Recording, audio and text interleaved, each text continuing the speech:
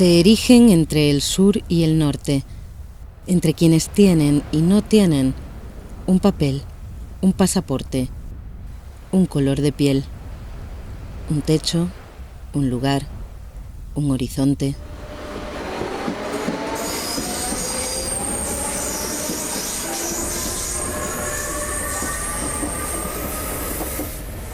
Las fronteras, violentos trazos que deciden quién es número y quién nombre, quién viajero y quién migrante, quién es una persona y quién es solo brazos.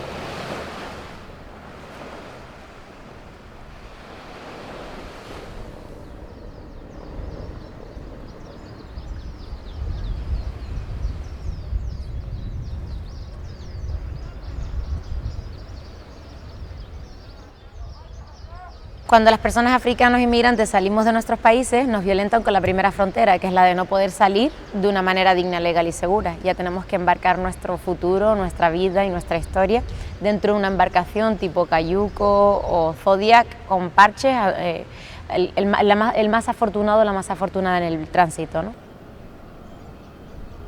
Se les invisibiliza, dejan de ser Ahmed o Mohamed, empiezan a ser la patera número 121, la patera número 100, la patera 7, la patera 8.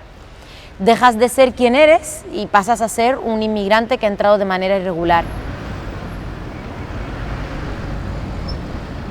Nuestra patera partió en el Sáhara Occidental en el 2005, salieron 37 personas, en esas 37 personas murieron 17 personas, o sea que 16 murieron en el mar, uno murió en el hospital y llegamos 20 personas. Yo prácticamente cuando llegué al hospital, llegué totalmente perdido, no tenía conocimiento, no sé cómo llegué hasta ahí porque estaba cansado, quemadura, deshidratación, hipotermia y hambre y sed, todo incluido. Si dices que han llegado 60 pateras, 40, 50, pero no saben que esas 60 o 40 pateras hay 100 que se han quedado en el mar, que nadie sabe, solo los reclaman sus familiares que contactan con las personas que representamos a colectivos en Canarias. Personas que no conocemos, mujeres marroquíes que lloran por sus hijos y siguen llorando sin saber dónde han terminado, y han terminado desgraciadamente en el fondo del mar. Eso es la parte ilegal de todo, es la parte injusta, es la parte que siempre defendemos. No podemos, para mí es una forma de asesinar.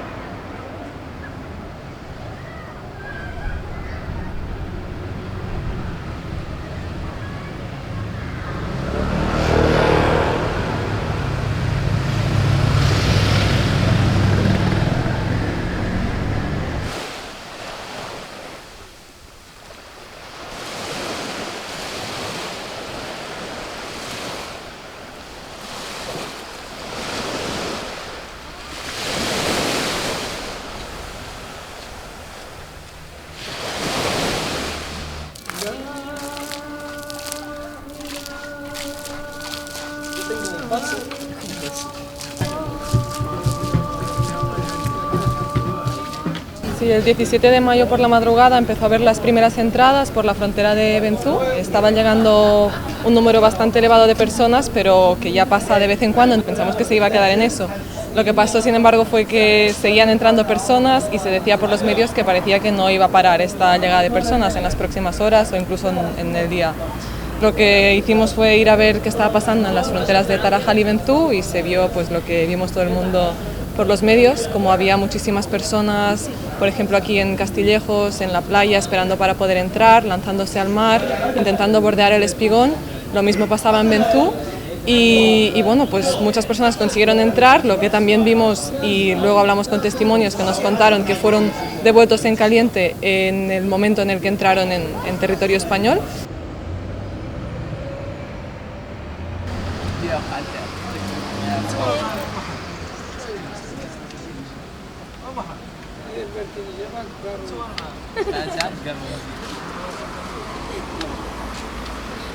La entrada de menores no acompañados a Ceuta ha existido casi siempre, ha llamado la atención de los medios, de la opinión pública cuando ha sido concebido como un problema, pero siempre ha existido. Son niños en algunas ocasiones que han iniciado esos proyectos de emancipación temprana y de vivencia en la calle desde prácticamente su existencia y los han expulsado, porque se trata de expulsiones del sur global, y han buscado la mejor forma para cambiar su presente y tener un futuro mejor. Y ellos han entendido que el primer paso para alcanzar un futuro mejor es llegar a Ceuta y de alguna manera Ceuta los lanzase pues a Europa. وانا 4 سنين وانا هنايا عيت مع الريسكي ما جابش الله هي داك عمي طلعت من السيتي عماني وصرت راسي في السيتي صدقت رفضوا لي اللوج وانا ما عندي فين نمشي وما عندي مانع من نخرج في المغرب كيفاش عاد تشوف يماك كيفاش عاد تشوف بابك والوالدين ضعافين اش عاد كنمشيو الريسكي ولا شي حاجه كيضربونا المخزن عاد كتبان المشاكل مع الناس اللي كيبغيو يسرقوا. حنا خصنا نطلعوا باش نخدموا، خصنا المستقبل ديالنا.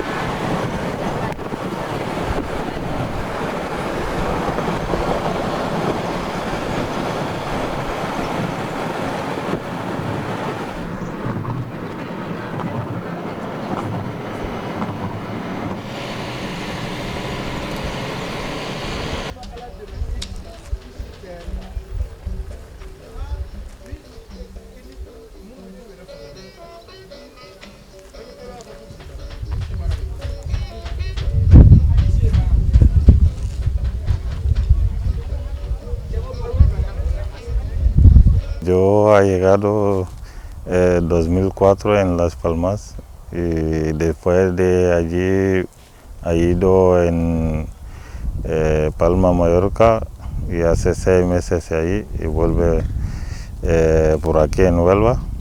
Y estaba aquí en asentamiento de 2 meses después de Lerida y después vuelve 2006 aquí. Y estaba en campo trabajando. No estamos por gusto, estamos aquí por trabajar. Todo quiere vivir en pueblo, pero lo que pasa no da casa de alquiler. Hay muchísima gente aquí, lo conoce, que busca de alquiler, no consigue. Por eso la gente vive aquí, bueno, sufriendo también, y necesitamos agua, porque hay algunos que van 1 kilómetro por buscar agua. Tú tienes que llegar al trabajo, la primera cosa que vas a hacer es ir a buscar agua, porque donde vives no hay agua potable. Tú tienes que ir a buscar agua, vienes, calentar la agua, ducharse y después ir a comprar en un supermercado para poder preparar tu comida, porque allí no puedes conservar comida. El tiempo es muy caro y a estas personas que viven en los asentamientos no les da tiempo ni de estudiar ni tampoco tiempo de integrarse, porque cuando llegan tienen una cantidad de trabajo que les esperar en casa, independiente de lo que acaban de terminar como su jornada laboral. Y esta jornada que van a tener recibir en su casa, me refiero en los asentamientos, es más duras, porque ya han llegado reventado. Ya lo que necesitan es recuperarse, ducharse y descansar y comer bien y tranquilizarte. Pero allí no hay. Tú llegas con tu móvil vacía. Tú vas a pasar en la sede para enchufar su móvil y después vuelves en casa con tanta calor. O hay gente que llega más tarde. Es que no hay vida allí. Allí no hay vida porque el tiempo te mata. Nosotros queremos ayuda, pero nosotros no trabajar ahora. Falta muchos meses por empezar a trabajar aquí. A Huelva, ahora no hay trabajar. Porque nosotros no tengo papeles, no puedo trabajar siempre, no puedo viajar a otro pueblo por buscar trabajar. Nosotros no podemos trabajar siempre con jefe sin papeles, jefe miedo, control, solo sábado y domingo. Nosotros tengo familia en Marruecos, tengo niños. Yo ahora 3 años, 4 meses aquí en España, no arreglado papeles. Yo buscar contrato, gente que entra por traer el contrato con jefe, quieres dinero, 5.000, 6.000 por traer contrato.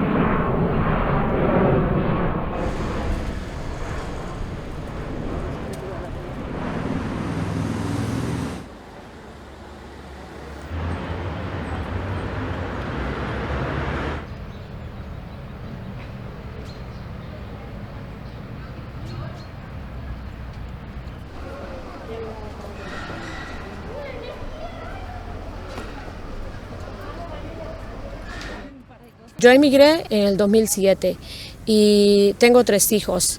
Cuando me vine, mi hija la mayor tenía 9 años, mi hijo el segundo 7 años y la tercera pues tenía 2 años 8 meses. La verdad que es muy duro para... Yo emigré por varias razones. Una, yo soy madre soltera y también con bajos recursos económicos. Y pensando por la educación, la salud de mis hijos, pues no tenía otra alternativa que poder salir fuera del país. Desde que llegué aquí he trabajado en el sector del hogar y los cuidados, trabajé 6 años de interna cuidando a una persona mayor y después de esos 6 años pues estoy trabajando en una casa cuidando niños. Y ahora ya estoy en jornada externa, trabajo 12 horas diarias de lunes a jueves y el viernes salgo a las 7, pero hay un viernes que me toca quedarme por la noche.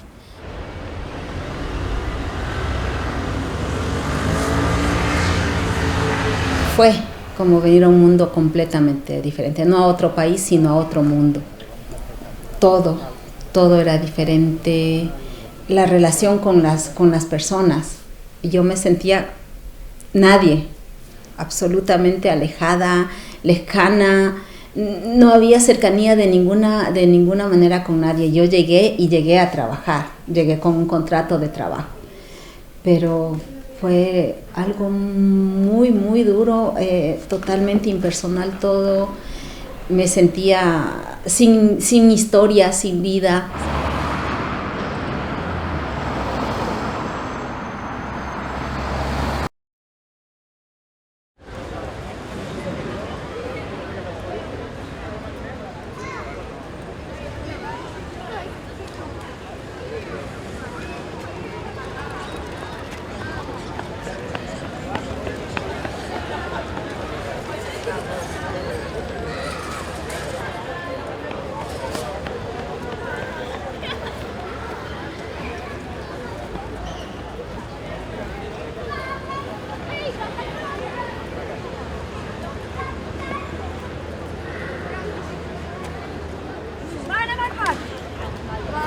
Muchas veces pienso que nos olvidamos de que nuestras mamás, esas personas que han llegado, muchas veces han migrado, han hecho todo el proceso, tienen toda la carga del duelo migratorio, se han tenido que intentar habitar unos contextos totalmente diferentes a los suyos. Son ellas las que realmente reciben toda esta carga islamófoba y toda esta morofobia que nosotras, como sus hijas, estamos intentando que termine.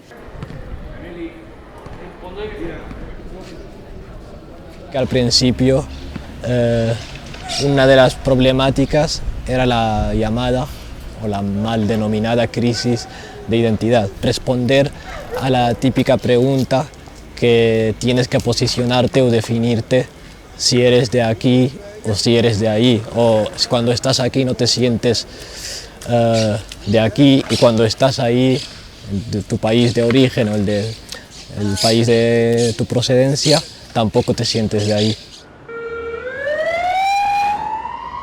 La idea del musulmán terrorista ha sido utilizada como la justificación para fortalecer las fronteras, para aumentar la violencia en frontera, para aumentar la violencia no solo en fronteras, sino también la violencia en países terceros que ejercen de países fronterizos.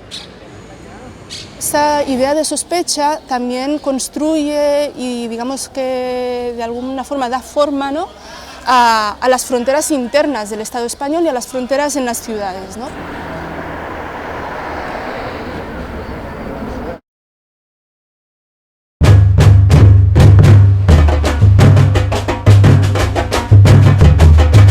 ¿Cómo se levanta una frontera? Los muros los ha escrito la historia, el colonialismo que designa qué territorios desposee, a qué hombres arrebata su trabajo, las vidas de qué mujeres sacrifica, quién se salva, quiénes mueren. Por eso es necesaria la memoria.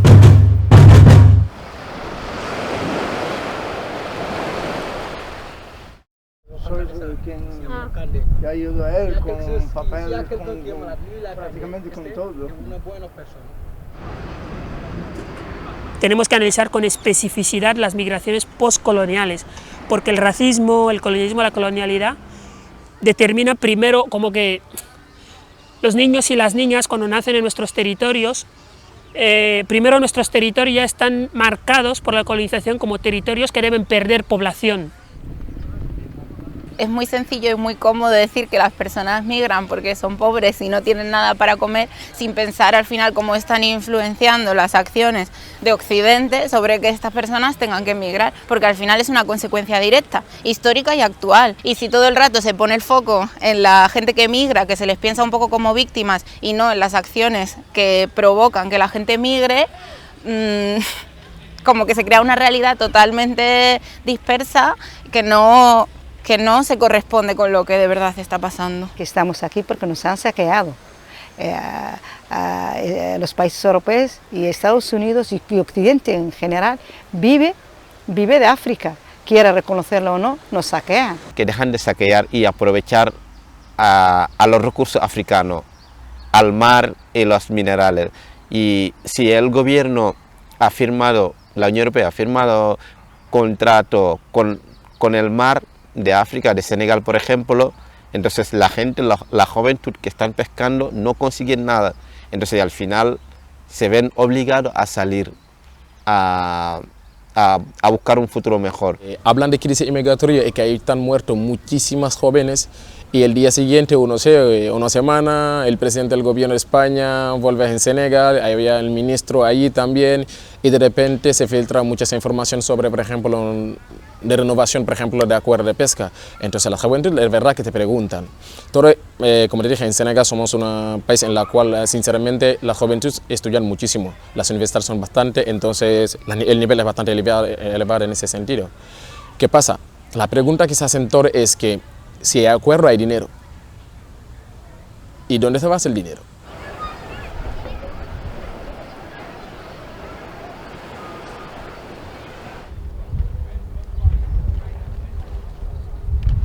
La diversificación de orígenes de los y las trabajadoras en el campo Pues es una estrategia también conveniente para el empresariado que quiere controlar y disciplinar a su mano de obra. Es una estrategia que funciona. Si tú tienes personas de distintas nacionalidades que hablan distintos idiomas, que además tienen prejuicios también unos respecto a los otros, pues el sistema se engrasa y funciona mejor. Se producen también diferentes niveles y escalas de explotación de unos grupos con respecto a los otros. Es que son perfectos para el sistema, es decir, gente que no es de aquí. Estamos hablando de población en su mayoría, gente afrodescendiente, negra. Hay gente que claro que está en situación de irregularidad migratoria, gente como sin un contrato, entonces claro, o sea, son perfectos. Yo voy y recojo a 20 y el que no quiera venir pues no importa. Hay 20 más que sí vienen, por lo que se les pague a echar el jornal, que no es fijo, que no es nada. Entonces gente que está allí como perfecta para que vaya y trabaje en tu finca. Tú como inmigrante tienes tus prioridades, es trabajar y buscar dinero o lo que sea, pero no te das tiempo de subir para arriba, para abajo. Al final el resultado lo sabemos, siempre el favor va a ser el empresario, pero no es el trabajador, porque todos los trabajadores agrícolas están desprotegidos. Eso es una realidad. Si era el caso, lo que estáis escuchando continuamente sobre la explotación laboral, ya lo han erradicado, pero no lo van a hacer porque no quieren.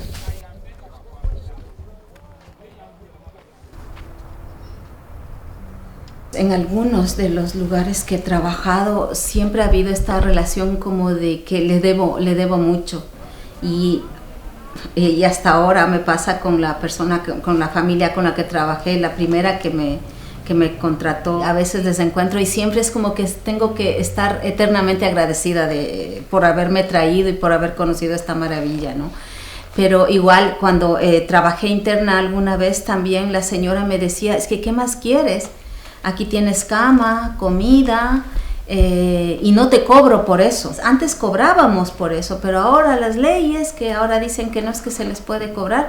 Aquí tienes en tu vida, te hubieras imaginado vivir en un piso así o cosas de esas, ¿no? Desconocer los derechos de las empleadas de hogar y actuar como, no solo como si fuera mi empleadora, sino como si me hubiera comprado. Siempre yo digo, ¿verdad?, que el sistema más horrible y que demuestra este trabajo esclavo es el régimen de interna. El régimen de interna dice que yo entrego mi vida a mi empleador 24 horas al día para que él disponga de mis horarios y de mi tiempo. Tenemos muchísimos casos de compañeras que deberían salir las 36 horas que marca la ley y salen mediodía como día libre. Yo siempre digo que si yo soy parte del cambio, si yo digo que no estoy de acuerdo con estos salarios esclavos, no puedo pensar que un sistema legal es tener trabajando a una persona 24 horas al día durante más de un mes con un salario por debajo del salario mínimo. Es un sistema de explotación que propicia el abuso y la esclavitud de las personas.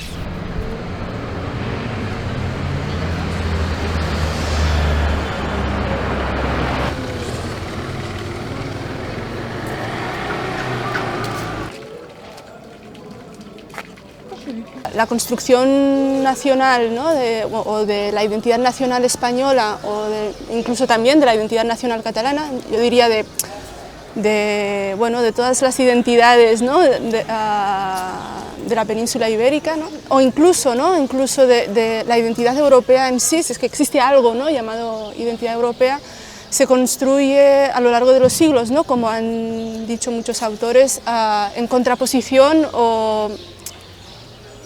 en contra del Islam y de los musulmanes. Eso tiene una continuidad a lo largo de la historia en forma de, digamos, jerarquización racial, deshumanización, ¿no?, o racialización del otro musulmán, que podemos ver en la actualidad, ¿no? A través de los diferentes dispositivos y mecanismos del racismo estructural o del racismo institucional o bueno, el racismo en sus múltiples dimensiones o formas, ¿no? Pienso que la construcción social del imaginario que se tiene en los medios de lo que es una persona magrebí, mora, se ha construido históricamente. Al final, en la escuela, en este país, se explica que los musulmanes estuvieron aquí y que fueron expulsados, pero porque ellos habían hecho una conquista y era legítimo echarlos pese a que hubiesen estado aquí 800 años o aproximadamente. Pero no se cuentan cosas de la historia de los marroquíes, del Magreb en general. No hay un relato alternativo, es el relato de invasor, inmigrante, extranjero, el otro.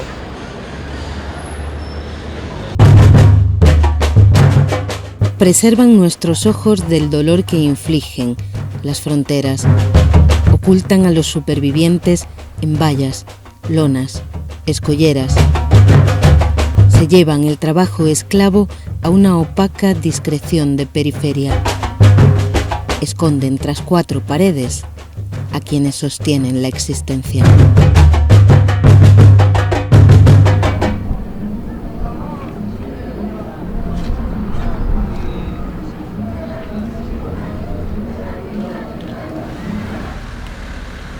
Los menores que entran en el circuito de protección quedan efectivamente tutelados y custodiados por la ciudad, pero hay muchos menores que no entran en ese circuito, no entran en ese circuito de forma deliberada porque ellos entienden que hacer el rizqi les reportará probablemente un futuro mejor que estar en un circuito que cuando se llegue a la mayoría de edad no les garantiza su presencia en el país o no les garantiza poder moverse hacia Europa. Entonces deciden hacer el rizqi arriesgando lo único y lo más valioso que tienen, que son sus vidas. Entonces deciden estar en la calle, vivir en las escolleras, que son las zonas más cercanas a los barcos y a los camiones, e intentar cruzar al otro lado del estrecho.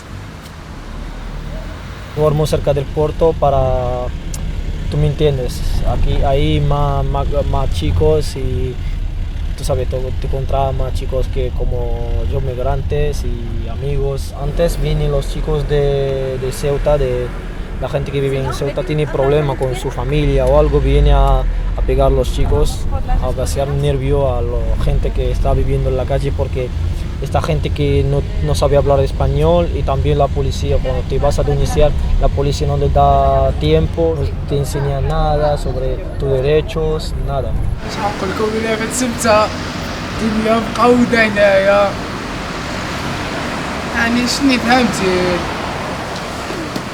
الكور فيه ما كاينش اللي يتعاون معاك هنايا فهمتي يعني كدوز محل الصعوبه هاد كل الوجوه اللي كيهضروا عليه من الوجوه عارفين شنو كاين كيقول لك انا ترجع للمغرب ما عرفتش دوز الصح يعني غتضرب الحبس ولا ما تضربش الحبس فهمتي فما عارفين دابا انايا مناسبت انايا يكور فيه يا كتسمى انايا الزنقه يعني قلت كتبات في الزنقه يعني عاد دوز عليك كحلك نهار كيتزاد على نهار اخر الحبس يعني ما يعني دوك عندك العائله هنايا يعني كتسمع تسطابه هنايا هادشي العائله ديالك هنايا يعني غدوز شي ايام بعدا دوز شي حاجه صعاب يعني غتشوف شي حاجه يعني ما كنتش غتفكر بلي شنو راه غتشوفو ان شاء الله ربي يسهل لينا ويسهل للجميع شي حال يعدلوا معنا شي حال يشوفوا لنا شي حل هنايا ما خصنا نبقاوش مسيبيننا في الزنقه. A día de hoy, por ejemplo, en Ceuta no hay ningún, ni por parte del gobierno local ni por parte del gobierno estatal, un programa que trabaje con menores, ya que hay centenares de menores que están en situación de calle después de la entrada del 17 de mayo y después de 2 meses no se ha dado ninguna respuesta ni hay ningún programa que esté trabajando con ellos. Nosotros cuando llegamos en Canarias y estuvimos en los CIE puede estar máximo 60 días y aquí en los campamentos es diferente, los campamentos no tienen fecha, puede estar 1 año, puede estar más tiempo. Los chicos han llegado, lo han metido en hoteles, de hoteles a un campamento con una condición inhumana, con el frío. Y una persona que ha llegado de África, que la temperatura allí puede llegar máximo hasta 40 o 30 y algo grados, y lo mete en un campamento de 6 grados, 5 grados. Cuando empezó el gran rumor del miedo, el miedo al miedo, que era este macrocentro, empezó a circular por todos los hoteles, todo el mundo tenía miedo a venir, todo el mundo oía como ese gran monstruo, esa nube gris que es real, que es la lluvia, que es el frío, que es el aislamiento, empezaban a oír que les iban a trasladar aquí. Y el primer día que aquí llegó una persona, días anteriores era esa, no sentíamos como una aprensión terrible de cómo poder apoyar, cómo poder hacer, cómo colaborar. Aquí no había servicio médico, no había enfermería, les pedíamos que llamaran a una ambulancia si alguien estaba mal, no la llamaban, y entonces llamábamos nosotros y la ambulancia valoraba que se tenía que llevar a esa persona a urgencias.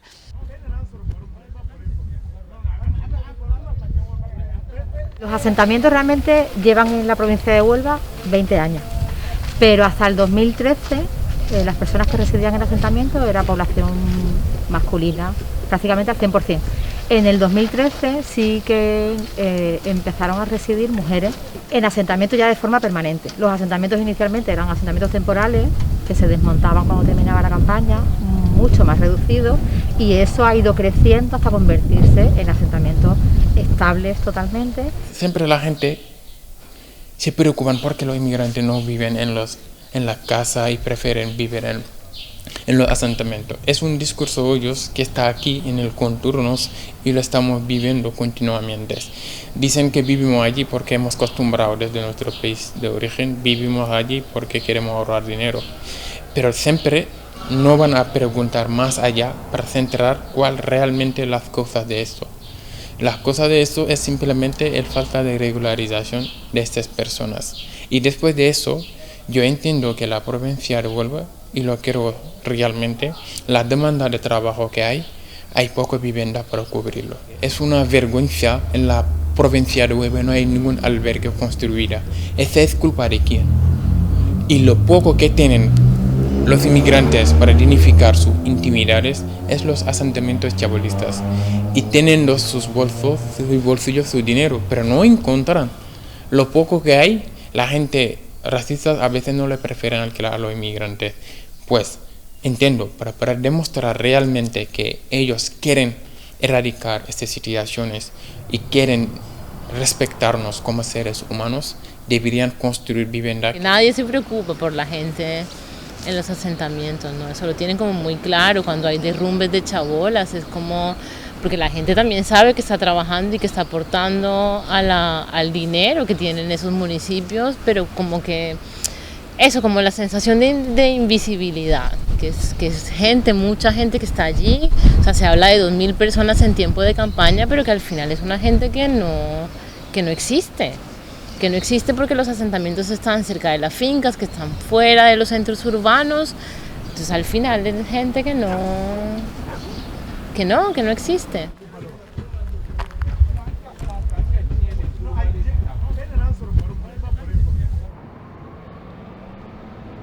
Generalmente las mujeres y ahora también los hombres entran a trabajar en el empleo del hogar porque es el resguardo donde yo estoy trabajando en este empleo que es de sometimiento, que es el régimen de interna, y me brinda estas 4 paredes que me protegen de la policía que generalmente en las calles hacen estos controles y que me pueden coger y llevarme a un centro de internamiento para extranjeros. Por eso es que en la mayoría las mujeres de origen latinoamericano aceptan venir a trabajar o vienen con la idea de trabajar en el empleo del hogar.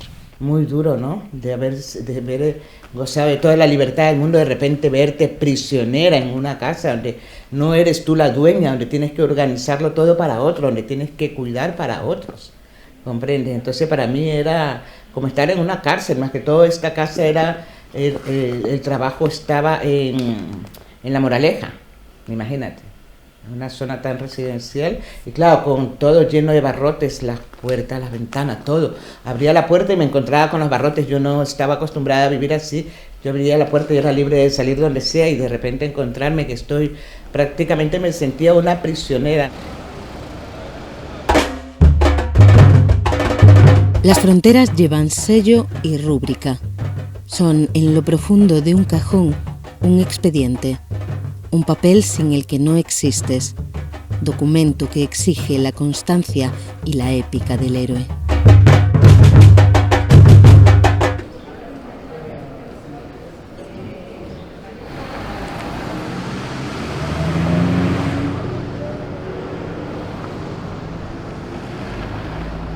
Cuando una persona inmigrante llega, que entra de manera irregular conforme a la normativa de extranjería, ya se le inicia un procedimiento para devolverles, ¿no?, a sus países de origen. Y este procedimiento es por una entrada irregular, que no es ningún delito. Es decir, meterse en una embarcación a querer mejorar tus condiciones de vida no es un delito. Es una infracción administrativa conforme a la normativa. ¿Qué pasa? Que en la práctica parece que es un delito y se inicia un procedimiento para devolverles donde se les atrapa en diversas fronteras. Las fronteras aquí son como una especie de repollo, capa, capa, capa y más capa. La ley de extranjería te hace pasar 3 años irregular, en situación irregular. Esa es una primera frontera y que te devasta, te deteriora la autoestima, porque muchas veces somos activistas, defensoras o mujeres con carreras profesionales que ha hecho su vida en su país de origen de una manera académica y viniendo aquí baja la cocina en situación irregular, sin existir en este país, en la economía sumergida. Es muy triste en el empleo del hogar porque cuando tú te acercas a un jurista, no tú estás en el régimen general, solamente que tenés un sistema especial. Este régimen que es tan especial que hace que las mujeres tengan 5 o 6 contratos, inclusive que tengan un solo contrato de 20 horas a la semana, sin embargo trabajan 60 horas, no se controla realmente. Se persigue más a la trabajadora que al empleador.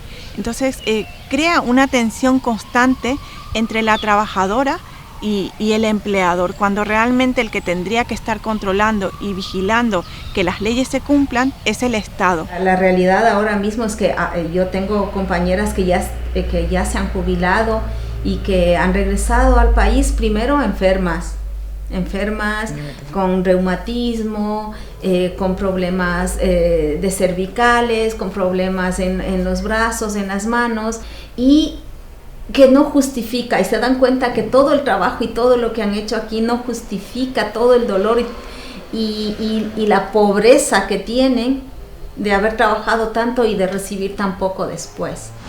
Península, Valeria, adiós Sauta, ¿quieres futuro bueno? Todos a España, marcha a España, inshallah. Muchos menores, al no estar tutelados por la comunidad de Ceuta, cumplen la mayoría de edad y aparte de que están en situación de desamparo total, pues les está denegando el derecho a ser documentados y regularizados. Muchos de ellos cumplen 18 años y no tienen ese derecho ni tienen su residencia. Los chicos que están entrando en el día de 17 de mayo y pidiendo asilo, la policía le dan cita para ir le dan un papel para ir a Península. Ese papel se llama carta blanca, por ahí así. Tiene foto y huella de la persona, puede cruzar con este papel a Península. Pero los chicos que tienen miedo que la policía le hace orden de que no dejar conseguir el asilo, y le dan una orden de expulsión, y eso el chaval, tú me entiendes, que no quiere volver a Marruecos porque tiene una vida muy mala, no tiene ni nada, ni trabajo, ni nada, la familia está pidiendo ayuda, la familia muriendo de hambre. Los chicos de Marruecos que están en la calle encontrando como un camino en la vida lleno de clavos y cristales. We see so many things in our country, you understand, we're working so hard, so many hours, but we don't find nothing finally, so we came here to find maybe a new future. Maybe we can help our families and ourselves. That is all right now. Ceuta es una ciudad entre dos fronteras. Estas personas llegan aquí y van a pasar muchísimo tiempo sin poder moverse, no pueden cruzar la frontera del puerto, son personas que van a estar en un limbo administrativo por muchísimos años, y eso es lo que nos encontramos, pues chicos que han estado en centros de menores, que salen sin la residencia o con la residencia caducada y no pueden marcharse de aquí sin sin documentación, familias enteras que llevan más de 20 años viviendo con niños que han nacido aquí que no tienen ningún tipo de documentación. Aquí hay una falta de derechos impresionante, una falta de derechos absoluta, es decir, hay como una especie de muro invisible entre lo que es un asentamiento y el resto de la sociedad. Entonces, una de las cosas para no tener derecho es negar los empadronamientos, es una obligación del ayuntamiento y un derecho de las personas inmigrantes. Los asentamientos sufren una serie de problemas gravísimos como son la falta de agua, la falta de energía eléctrica, los empadronamientos de las personas para reconocerlos como ciudadanos de derecho, los fuegos continuos que sufren y la falta de respuesta de las instituciones, las demoliciones constantes de chabolas, es decir, es un desprecio absoluto hacia los derechos humanos. Quien no tiene la regularización ya es más fácil que no van a cumplir tus derechos y tú no te atreves ni a denunciar ni por nada, porque es así, el sistema que es así, que te está obligando a callarse, que te está obligando que generalizar un miedo dentro de tu cabeza que no puede ni defender tus derechos, aunque tú sabes que es tu derecho y le están violando continuamente aquí en España. Y la gente no se da su cuenta lo que está pasando y es una realidad. O lo saben, pero simplemente lo suele decir, prefieren simplemente mirar a otro lado, en vez de focalizar o enfocar a los temas más prioritarios para nosotros. La alteridad no está en tu pasaporte, no es quién eres ni qué haces. Se atrinchera en la mirada de aquellos que se definen como norma, pertrechados tras un nosotros árido, frío, impermeable. Pretenden mantener incontestados el privilegio, la primacía de Europa.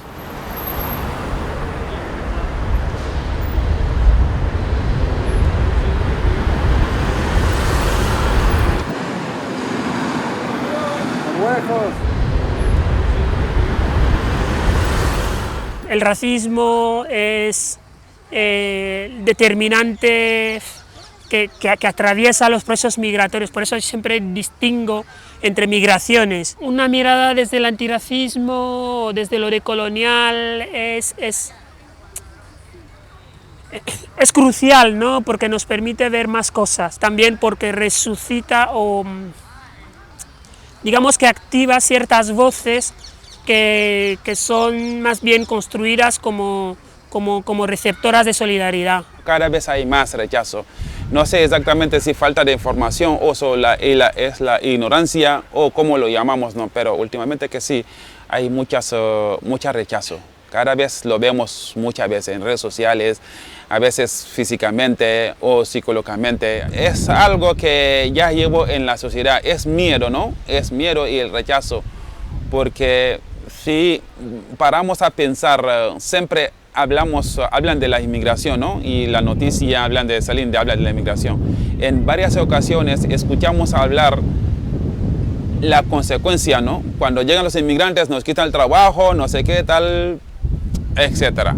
Pero en ningún momento nos hemos parado y preguntarnos por qué, cuál es la causa, por qué vienen. Es un discurso habilitante, pero no es un discurso habilitante solamente para la extrema derecha o por la parte conservadora, es un discurso habilitante para toda la sociedad y para todo el aparato institucional y para el sistema político. Es un discurso habilitante porque te permite hacer cosas que antes no podrías hacer. El discurso del odio enfocado sobre los menores permitirá que tú hagas devoluciones en caliente con menores, y eso es absolutamente contrario a la legalidad internacional, te lo permitirá sin una contestación de la opinión pública, porque previamente ya lo has deshumanizado y lo que has hecho entender a la sociedad que eso es necesario. También te permitirá coger a menores y tenerlos en instalaciones que probablemente no reúnan las condiciones. Te lo va a permitir porque tú previamente no has luchado contra ese discurso, lo has asumido de forma consciente o no, pero te ha habilitado para que tú puedas actuar de esa forma. no solamente de forma institucional, sino como del propio sistema en general, es algo sistémico. Que la administración, tanto local como central, está perpetuando y haciendo que se normalice ese discurso de odio. Entonces, en el momento en el que nosotros vemos discursos políticos de odios, al final se perpetúan dentro de la sociedad civil y es mucho más fácil de manejar y de manipular a la sociedad en sí. Creo que una reflexión periodística que hay que hacer es cómo cubrimos las migraciones y qué papel, ¿no?, le damos a las personas afectadas. O sea, al final estamos contando un fenómeno sin tener en cuenta los afectados por ese mismo fenómeno. Yo como musulmán tengo que esforzarme el doble para generar esa confianza y no, yo soy la excepción, yo no soy radical, yo soy abierto, soy más europeo, me adapto mejor a vuestros valores que el otro, ¿no?, que el religioso. Y como marroquí pues lo mismo, pero con el tema de la delincuencia, con el tema de que yo no soy como los otros, yo no robo, yo saco buenas notas, yo soy la excepción. Cuando escuchas conversaciones en el tren, cuando estás en el aula, cuando estás en el trabajo, puedes toparte directamente con el racismo, pero vivimos en una sociedad racista y que muchas veces se intenta ocultar. Entonces el primer paso para conseguir que todos los espacios dejen de ser hostiles para nosotras es reconocer que vivimos en una sociedad racista y que en nosotras se ha plantado una semilla racista también en muchas ocasiones. Te puedes encontrar, ¿no?, como en determinados espacios o en determinados barrios, ¿no?, especialmente los barrios de mayoría migrante, mayoría racializada, que en el contexto español hay un índice muy alto de la población inmigrante racializada que es musulmana, ¿no? Pues te encuentras que hay una mayor presión policial. La criminalidad para mí es como el corazón de la bestia del problema y de los desencuentros y del conflicto social, etcétera, etcétera. Porque se articula la seguridad a través de ahí, se articula el miedo a través de ahí, se articula la argumentación de la implementación de un montón de políticas autoritarias a través de ahí.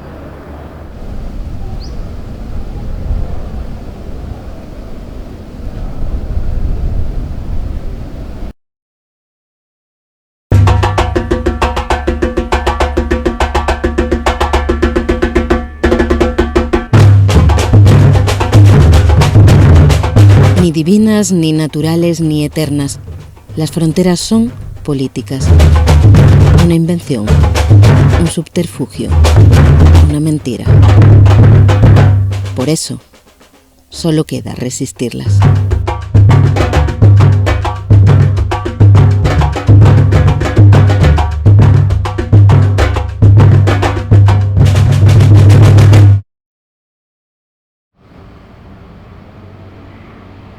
عذبتني أنا سهرتني El Estado español es el principal responsable de la situación de miles de personas migrantes que se encuentran en la ciudad de Ceuta sin ningún tipo de respaldo o protección oficial. A día de hoy seguimos sin tener una respuesta por parte del gobierno de España.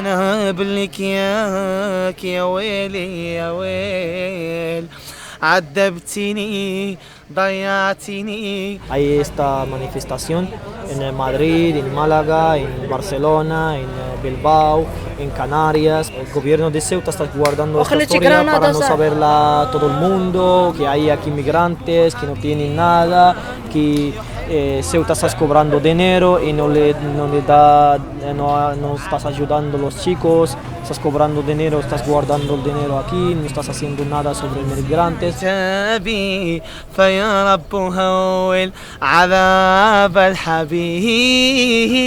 está. Y aquí mismo, la primera guagua que llegó, la gente hizo resistencia, no se quería bajar de la guagua, llovía a jarros, era un panorama fantasmagórico. y ahí estuvieron aguantando y aguantando. Y desde ahí ha sido continua, porque siempre ha sido la labor de los propios compañeros migrantes las que han ido moviendo nuestros apoyos. Ellos fueron quienes salieron fuera y dijeron: esto es una vergüenza, ahí dentro las condiciones son inhumanas. Yo les aseguro, los primeros días las entradas de la policía y de los furgones de la Nacional dando palos por la noche fueron salvajes, nosotros no dábamos crédito, la gente salía golpeada, y en una de estas ellos decidieron salir fuera y decir: no volvemos a entrar.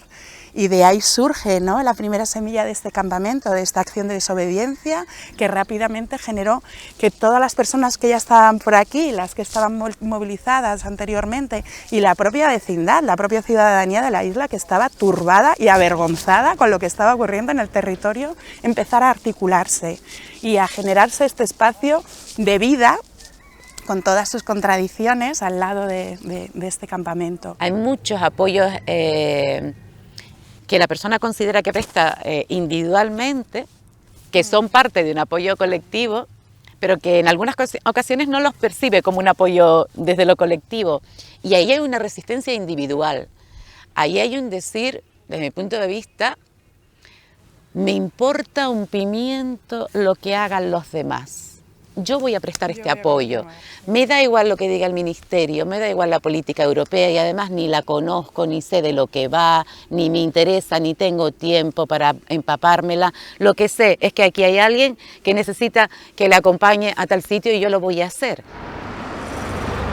Siento que es súper importante apoyar desde el antirracismo, porque al final, si no, es fácil como caer en este discurso de personas que estamos salvando, más especialmente con la gente blanca, pero incluso personas que podemos ser racializadas y no vivimos la realidad de la migración.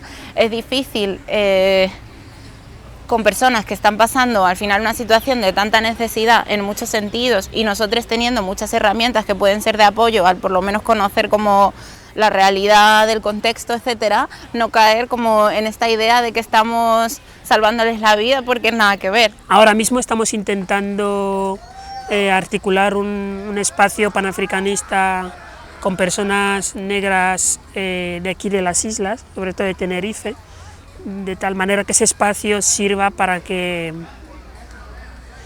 los hermanos y hermanas que están llegando a través de las costas encuentren mucho más, a lo mejor mucho más que un abrazo, encuentren también un espacio donde sus reivindicaciones políticas, sus luchas pueden encontrar un eco o un anclaje.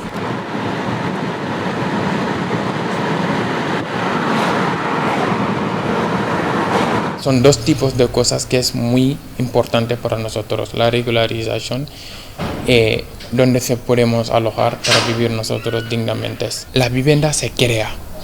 Algo que no hay que crearlo, hay que buscar soluciones. ¿Hay poca vivienda? Sí. ¿Y mucha demanda de trabajo?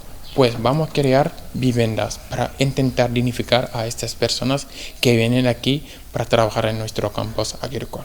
Nosotros hemos podido demostrar que hay muchas vías, sin limitar simplemente a las autoridades, a demostrar en las medidas que podemos. Por eso hemos llegado a construir este albergue y hemos podido dignificar 40 personas. No es difícil, es fácil. Y lo que pasa, no quieren, y nunca nosotros vamos a ser la prioridad para ellos, de hecho que no votamos. Seguimos con la sesión, ensayo normal, digamos. ¿Qué tal? ¿Cómo estamos? Bien. Ya estaba un poquito ahí regular de salud, pero ayer sí que dije nada de activismo y me quedo en casa. Por el trabajo que estaba haciendo pues en la residencia, yo tenía muchos dolores, me fui de urgencia al médico y me han dicho que es una hernia que me he hecho. La empresa nos cogió y nos mandó a hacer unos cursos. El único momento que tengo que conectarme es a partir de las 11 de la noche, que es que llego. Vale, pues arrancamos.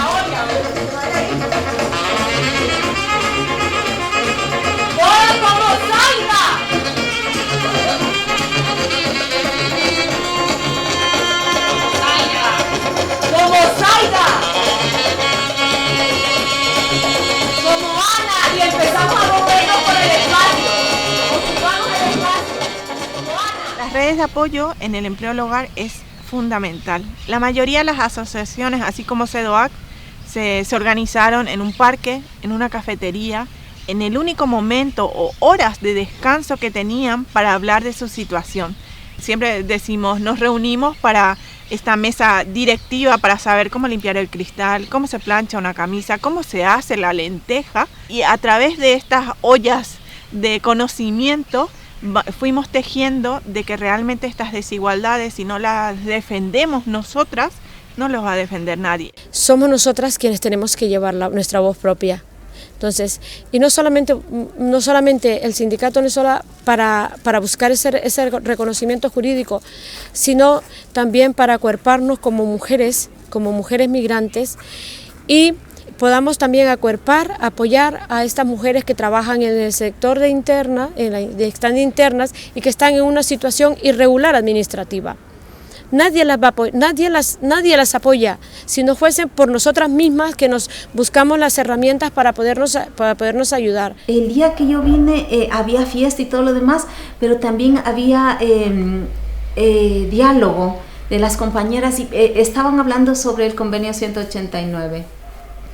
Entonces, y había cuestionamientos y cada quien proponía sus ideas, y eso me gustó. Me gustó que primero que haya muchas mujeres, porque el día que yo vine había mujeres de África, había compañeras de Rumanía, muchas latinoamericanas, y lo que me gustó es que éramos todas tan diferentes pero iguales en esto, ¿no? En la soledad esta, y también a veces en los momentos de angustia, pero éramos en ese momento, estábamos todas contentas y además todas dispuestas. Estamos conectando con nuestras historias, con esas 5 palabras que representaban mi viaje. Nuestros viajes sonaban a desapego, a tristeza, a dolor, a cambio, a reinventarse, oportunidad, violencia, valentía, decisión, desolación, casa, hijo,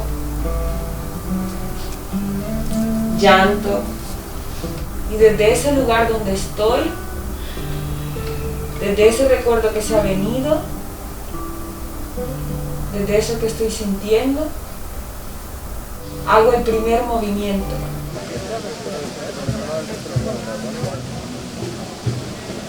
Estoy cansado de tanta frustración. Bienvenidos y bienvenidas a esta concentración bajo el lema No somos invisibles. Ha sido convocada principalmente por chavales, en su mayoría adultos, que se encuentran en situación de calle desde hace ya, a día de hoy, 2 meses. Esta concentración está apoyada por entidades de Ceuta como No Name Kitchen, Maacum y Elin. Además, acontece en varios puntos del territorio español. Hemos asumido que el problema era que esa crisis de identidad en sí no tenía por qué ser una crisis, o no teníamos por qué solucionar esa problemática, porque a lo mejor es que ni siquiera existe el problema.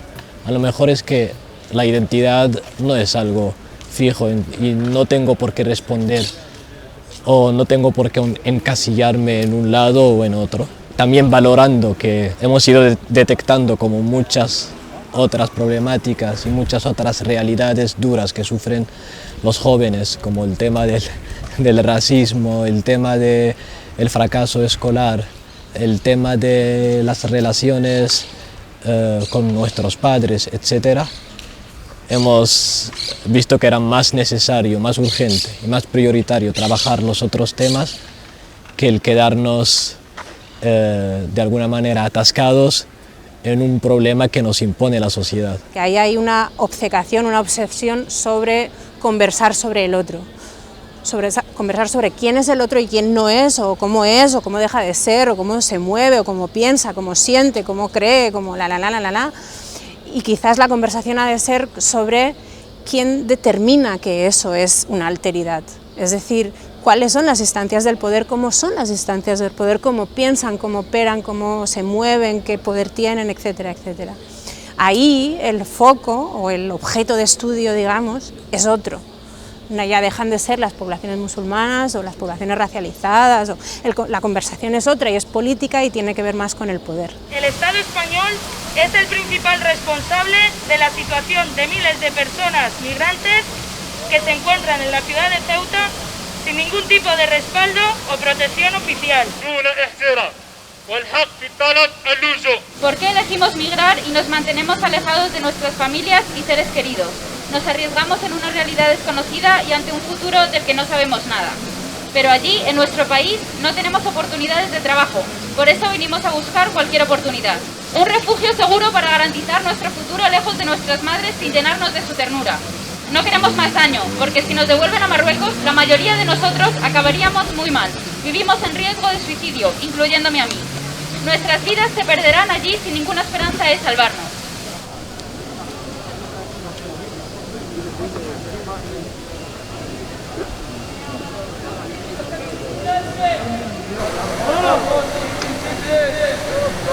¡No somos invisibles!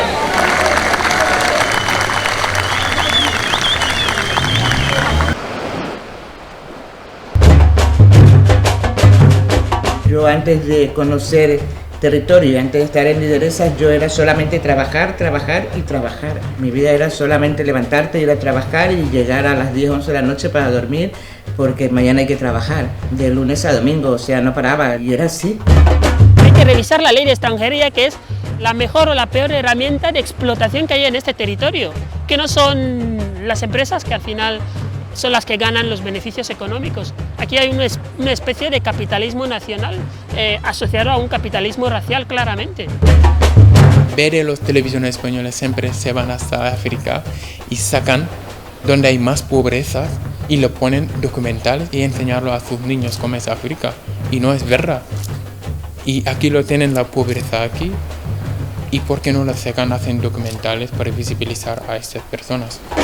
El contar estas experiencias que hemos vivido puede ayudar a mucho más personas, a muchos más migrantes, incluso a nuestros hijos, porque nuestros hijos no entienden esta situación.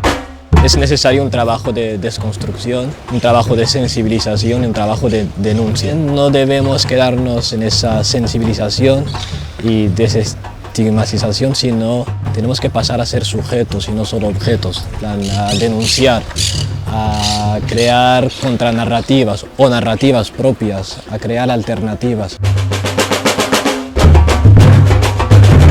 También cambiar un poco cómo se cuenta la historia de los asentamientos en los medios. Esta gente tiene que aparecer, es gente de suma importancia en la vida y en el PIB de este país y es gente que no existe. Estamos intentando reocupar espacios, reocupar narrativas, tener el derecho a habitar la vida de otra forma. Que mucha gente hay cosas que no quiere permitir, que no la quiere en su espacio, no la quiere en sus vidas, no la quiere en el territorio que habitamos, que cada vez son más visibles y yo espero que eso nos fortalezca para nuevas lógicas, ¿no?, de trabajo. Yo no sé si es tanto entrar a las narrativas o entrar a la desarticulación de los mecanismos que las producen directamente. Por lo tanto, ir a por la ley de extranjería, ir a por los protocolos de prevención de la radicalización, incidir en los mecanismos que producen esta misma discriminación.